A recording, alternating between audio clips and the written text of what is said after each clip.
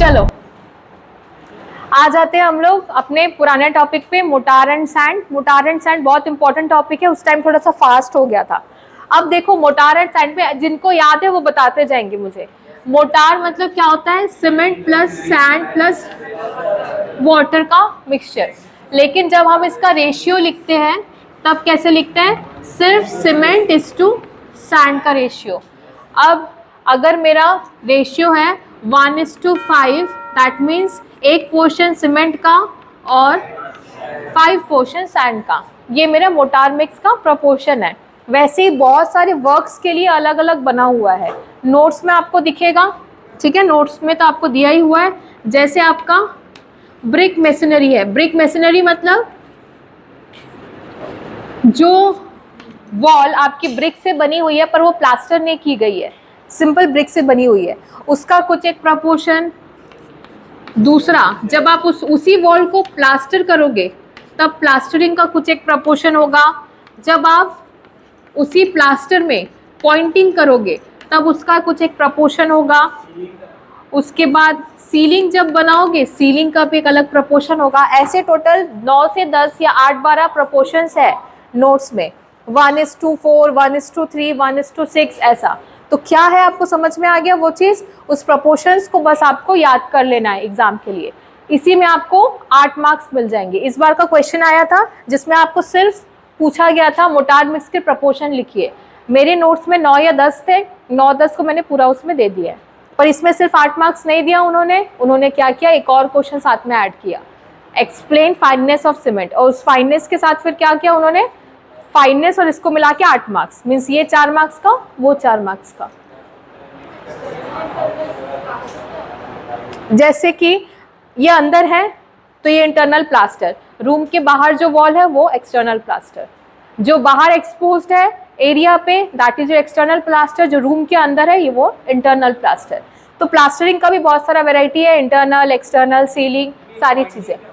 Poynting means जैसे तोड़ दिया क्या कुछ, कॉर्नर है, आप कोई कॉर्नर वॉल का क्रिएट कर रहे हो जो कि बाहर की तरफ निकला हुआ है, तो एक जो नोकीला पॉइंट होता है that is your pointing. Edges, corner, सारी चीजें, हाँ शार्प एजेस को हम बोलेंगे पॉइंटिंग। उसका रेशियो अलग होगा, तो रेशियो आपके नोट्स में अवेलेबल है, समझ जाओगे क्या है मोटार होता क्या है वो आपको पता है। यही आपका मोटार मिक्स का प्रपोर्शन है। नहीं वो तो हम बना देते हैं, पर उसका भी एक पर्टिकुलर प्रपोर्शन रहता है जहाँ पे, इसलिए तो हम लोग के कॉर्नर्स टूट जाते हैं। देखना जब भी बनाते हैं दीवार के साइड से थोड़ा बहुत टूटा उटा दिखता है, तो वही रीजन है। जहाँ पे अच्छे मॉन्यूमेंट स्ट्रक्चर्स बनते हैं वहाँ पे हर चीज नपी तुली रहती है, ठीक है, तब हम लोग उस चीज को यूज करते हैं। और वैसे भी एज इन थ्योरी और प्रैक्टिकल दोनों में बहुत अंतर है। जब आप थ्योरी करते हैं तो कुछ थोड़ा अलग पढ़ते हैं, प्रैक्टिकल करते हैं तो वो चीजें थोड़ी अलग हो जाती है, ठीक है।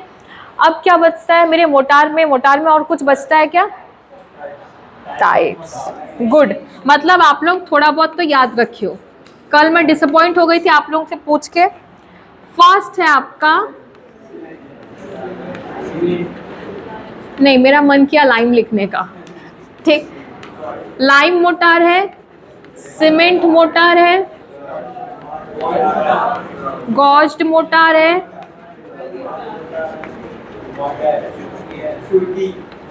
उसके बाद सुर्खी है, और क्या है? बस सुर्खी है, और फिफ्थ है आपका gauged mortar, sorry mud mortar, mud motor.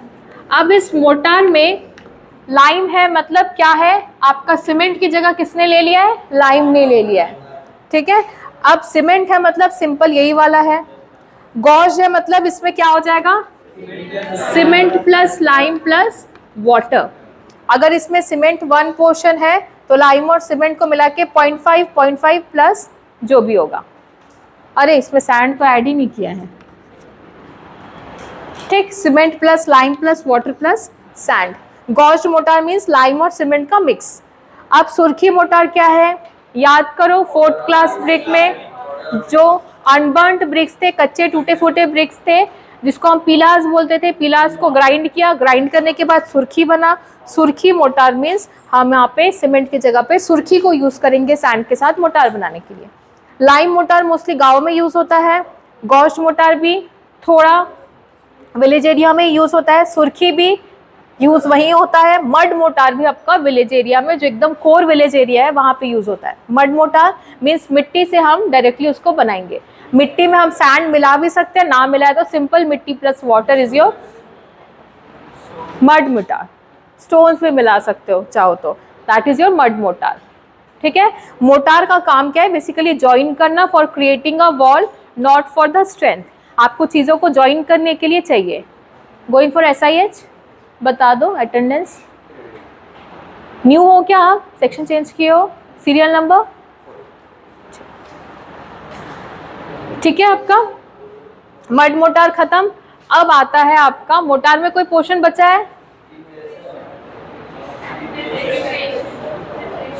Preparation of motor में क्या था,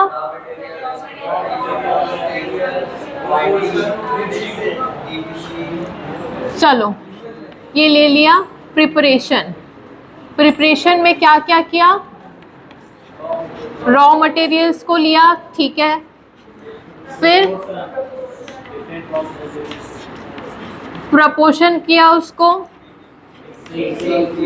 उसके बाद उसको मिक्स करेंगे, फिर क्या,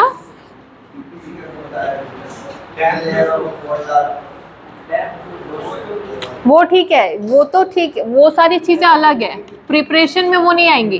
प्रिपरेशन मीन्स वही तो बोल रही हूँ, यहीं तक आएगा, ये सब नहीं होगा। ये पॉइंटिंग और DPC जो बोल रही हो ना, ये आपका ये वाला पार्ट है जो मोटार मिक्स प्रपोर्शन है ना, डिफरेंट वर्क्स का वो है। आपका प्रिपरेशन क्या होगा, कच्चा माल, that is raw material we have taken.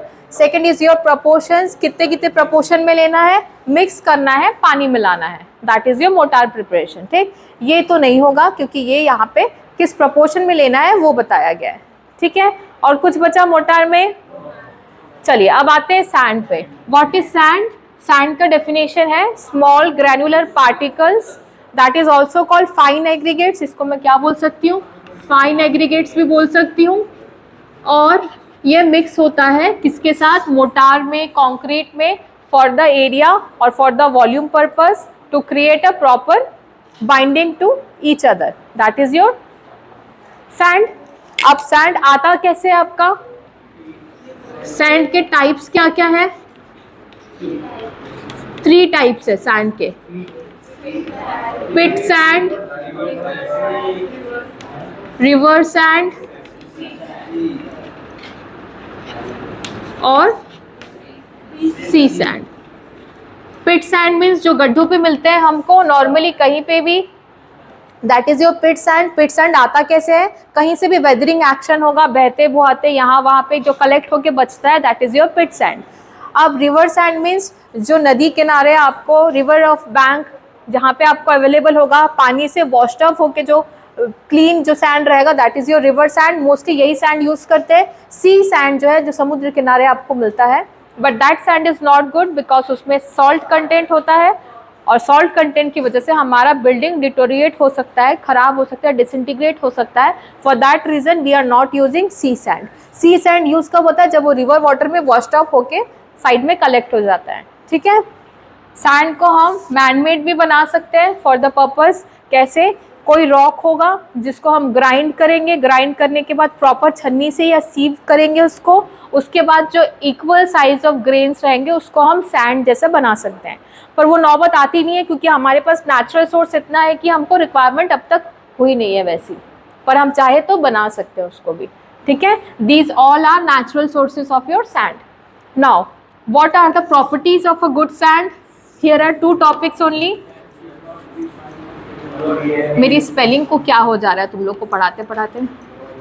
Properties of a good sand, and here is your use of sand in mortar. This is very important topic, यही आपके पोर्शन में है, rest all are background music. ठीक, वही आपका main है, बाकी सब बैकग्राउंड। जैसे ये आपका पॉइंटिंग, ये जो रेशियो होता है यही मेन है, बाकी सारा बैकग्राउंड म्यूजिक है। वैसे ये आपका इंपॉर्टेंट है, बाकी सारा बैकग्राउंड म्यूजिक। चलिए, properties of a good sand, जिसका शेप साइज ग्रेन्स का इक्वल होगा। ठीक, उसके बाद क्या होना चाहिए, क्लीन होना चाहिए विदाउट एनी इम्प्योरिटीज। एक मिनट, इम्प्योरिटीज और नो सॉल्ट कंटेंट, कोई सॉल्ट कंटेंट भी नहीं होना चाहिए। और रुक जाओ, does not react with any binding material, किसी भी चीज़ के साथ वो रिएक्ट नहीं होना चाहिए। और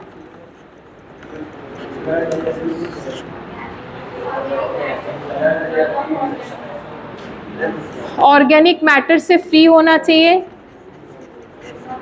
ऑर्गेनिक मैटर मीन्स आलू प्याज के छिलके, those are decomposable materials, that is organic matter से फ्री होना चाहिए।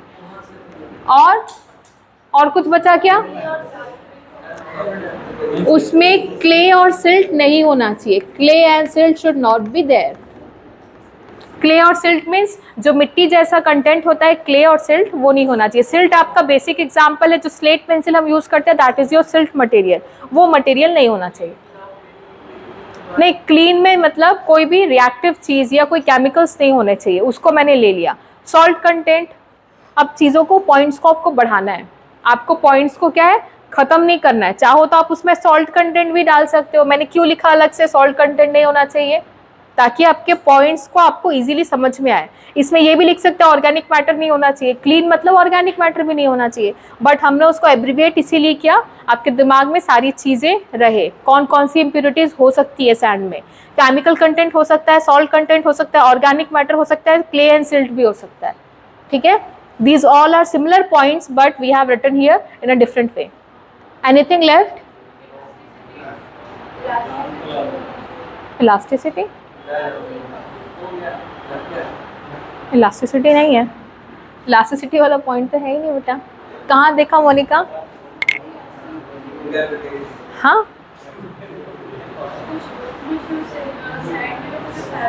ये इधर इधर है, वो इधर है, अभी आए नहीं है। These are the properties for a good sand. हम लोग को कहीं सैंड परचेज करने जाना है, तब हम इस प्रॉपर्टीज को देख के सैंड को परचेज करेंगे। और यहाँ पे क्या करेंगे हम लोग, सैंड का क्या यूज है मोटार में, तब वो पॉइंट आएगा। ठीक है, आप जो बोल रहे हैं, इसमें 5 ही पॉइंट है। सबसे पहले ये सरफेस एरिया इंक्रीज करता है, जैसे मोनिका बोल रही है। क्यों? हाँ, तो 7 पॉइंट, ठीक है 7 पढ़ा देंगे। चलिए, सरफेस एरिया को इंक्रीज करेगा। कैसे सरफेस एरिया को इंक्रीज करेगा? सरफेस एरिया को इंक्रीज करने का मतलब है, आपका सैंड जब सीमेंट में ऐड होगा तो सीमेंट का कोटिंग पूरे सैंड में लग जाएगा। सीमेंट कहीं ना कहीं रिड्यूस हो जाता है पानी ऐड करने के बाद, बस सैंड नहीं होता, सैंड उल्टा बल्क होता है, फूलता है। तब क्या करेंगे हम लोग, सरफेस एरिया को बोल सकते हैं इंक्रीज कर रहा है। वॉल्यूम को भी इंक्रीज करेगा। और उसके बाद उसमें हम ऐसे वॉइड्स सैंड की वजह से अवेलेबल होते हैं जिस वजह से CO2 पास होता है। सो दैट आपका CO2 पास होगा तो इंटरनल मोटार है, इंटरनल सिस्टम ऑफ मोटार वो ड्राई हो जाएगा। अदरवाइज अगर हम CO2 एंटर करने के लिए स्पेस ही नहीं रखेंगे, अंदर पे वॉइड्स ही नहीं रहेंगे, तो अंदर से वो क्या होगा, वेट रहेगा, गीला रहेगा, स्ट्रेंथ उतनी अच्छी आ नहीं पाएगी। आपको दिखेगा बाहर से सूख गया है पर वो अंदर से सूखता नहीं है। दैट मीन्स हमारे वॉइड्स प्रेजेंट होते हैं। अगर मैं सैंड ऐड करूँ तो थोड़ा सा सरफेस उसका खुरदुरा सा रहता है। ठीक है, मोटार का सरफेस खुरदुरा सा रहता है जिस वजह से उसमें वॉइड्स प्रेजेंट होते हैं। वॉइड्स होता है तो CO2 पास होने के लिए उस पर जगह मिलती है। What is next?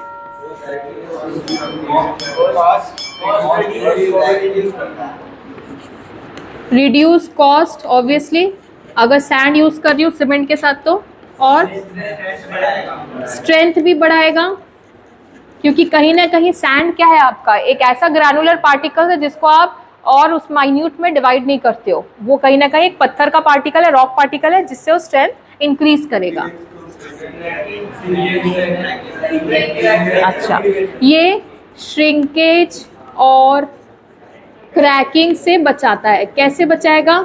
Simple cement में पानी ऐड करोगे तो क्या होगा आपका, क्रैक्स डेवलप हो जाएगा, सीमेंट आपका शेप जो है वो रिड्यूस कर लेगा, स्क्वीज हो जाएगा, श्रिंक हो जाएगा। पर सैंड ऐड करोगे तो क्या करेगा, सैंड उसको कम नहीं होने देगा, सैंड का अपना सरफेस एरिया लेके वहीं बैठेगा। सीमेंट क्या है, जैसे ही पानी ऐड हुआ तो मैं बल्क हो गया, पर जैसे ही पानी कम हो गया तो वो सिकुड़ जाता है, श्रिंक हो जाता है, जिस वजह से क्रैक्स डेवलप होते हैं। नीचे जो प्लास्टर करते हैं हम घर पे सीमेंट के पेस्ट से, देखना उसमें क्रैक्स आ जाते हैं, यही रीजन है। चलिए, व्हाट इज सेवेंथ? तो तुम लोग तो बोल रहे थे सेवेंथ। अच्छा, श्रिंकेज एंड क्रैकिंग जो है वो सेवेंथ था। Okay, this is all about your sand cement. इतना हो गया। अब इसके बाद एक इंपॉर्टेंट टॉपिक और बचता है, that is bulking of sand. अब बल्किंग ऑफ सैंड से आप लोग समझ सकते हैं कि सैंड कैसे पानी एब्जॉर्ब करता है। सैंड तो पानी एब्जॉर्ब नहीं करेगा, पत्थर है वो, तो क्या करेगा। सैंड के 3 टाइप के पार्टिकल्स है। सबसे पहले है फाइन, सेकंड है मीडियम, और थर्ड है आपका कोर्स। फाइन, मीडियम और कोर्स, 3 पार्टिकल है। फाइन मीन्स बहुत बारीक सैंड, मीडियम मीन्स थोड़े बड़े ग्रैनुअल्स, और थर्ड है आपका कोर्स मीन्स थोड़े से और बड़े। देखा होगा अलग अलग कंस्ट्रक्शन के पर्पज से हम लेते हैं। कई बार सैंड्स में देखियो बच्चे यूज करते हैं, पत्थर चूज करते हैं रॉक्स के, खेलते हैं जिनसे, कई लोग बोलते हैं उसमें से स्पार्क निकलता है, तो वो थोड़े से कोर्सर पार्टिकल्स है। अब आप इसमें इमेजिन करो तीनों में पानी डाला जाए, कोई भी पत्थर में आप स्ट्राइक करोगे, हीट प्रोड्यूस होगा, हीट प्रोड्यूस होगा तो स्पार्क निकलेगा। हाँ नहीं, वैसा अब आप उतना कर भी नहीं पाओगे ना, उतना नहीं कर पाओगे, पर होता है। आप किसी भी 2 चीजों को स्ट्राइक करो, आपको देखना उस चीज पे हीट प्रोड्यूस होगा, हीट प्रोड्यूस होगा तो स्पार्क निकलेगा। आप अपने हैंड्स पे कभी भी कोई भी चीज से दूसरा हैंड लेके यहाँ पे रब करो बहुत टाइम तक, जब तक ये गर्म नहीं हो जाता। स्मेल करो, आपको बारूद की स्मेल आएगी। इसमें से बारूद लगा है क्या हाथ में? नहीं, बट देन टू उसमें बारूद की स्मेल आएगी, क्योंकि उसमें हीट जनरेट हो रहा है, होगा। आग नहीं निकलेगा, इतना गर्म नहीं होगा, ठीक। चलो, अब अपन आते हैं 3 में। अगर तीनों में मैं वाटर ऐड करूं, वाटर ऐड करने के बाद जाहिर सी बात है कोर्सर पार्टिकल्स में पानी रुकेगा नहीं, क्योंकि वो बहुत बड़े बड़े हैं, तो पानी पर्कुलेट होकर निकल जाएगा। मीडियम में थोड़ा पानी रुकेगा, फाइन में बहुत सारा पानी रुकेगा। दैट मीन्स क्या होगा, सपोज ये तुम लोग सैंड हो, सारे सैंड पार्टिकल्स हो, तुम लोग के पास में वाटर की जगह पे एक और बच्चों को बिठा देती हो, तो आपको एडजस्ट करना पड़ेगा, अपनी जगह से थोड़ा हिलना पड़ेगा। सेम चीज, पानी का कंटेंट जब फाइन मटेरियल में जाता है तो वो अपनी अपनी जगह से शिफ्ट होते हैं। दैट मीन्स उसका वॉल्यूम इंक्रीज हो जाता है, बल्क हो जाता है, वो मोटा हो जाता है। That is your bulking of sand. जब उसमें पानी ऐड होता है तो पानी के कुछ कंटेंट सैंड मॉलिक्यूल्स के अंदर प्रेजेंट रहते हैं आसपास, पूरे अपने आसपास क्या है, पानी का एक फिल्म बना लेता है। आप लोगों को ऐसे बैलून पहना दो तो क्या होगे, मोटे मोटे हो जाओगे, तो वैसे पानी का एक फिल्म पहन लेगा वो सैंड का पार्टिकल, और पूरा बल्क हो जाएगा, फूल जाएगा वो। That is your bulking of sand. Bulking सबसे ज्यादा होगा फाइन में, फिर होगा मीडियम में, फिर होगा कोर्स में। इसका एक ग्राफ है, नोट्स में ग्राफ देख लोगे तो समझ में आ जाएगा। ग्राफ को बना देना, जिस चीजों को आप ऐड कर सको आंसर में उतना अच्छा, जितने चीजों को आप ऐड कर सको, ऐसा नहीं बेतुका नहीं। अगर बल्किंग ऑफ सैंड आपका 4 मार्क्स में आया तो पहले ये लिख देना बल्किंग होता क्या है। हाँ, पहले डेफिनेशन लिखोगे, टाइप्स लिखोगे सैंड के, किसमें बल्किंग ज्यादा होगा वो लिखोगे, छोटा सा ग्राफ बनाओगे। एग्जामिनर को क्या लिखेगा, वाह क्या लिखा है बच्चे ने, सब लिखा है इसमें, ठीक है। नहीं तो बल्किंग सेम चीज है, बस उसको आपने थोड़ा एक्सप्लेन किया है। हो गया खत्म। और किसी को कोई डाउट है किसी भी टॉपिक में?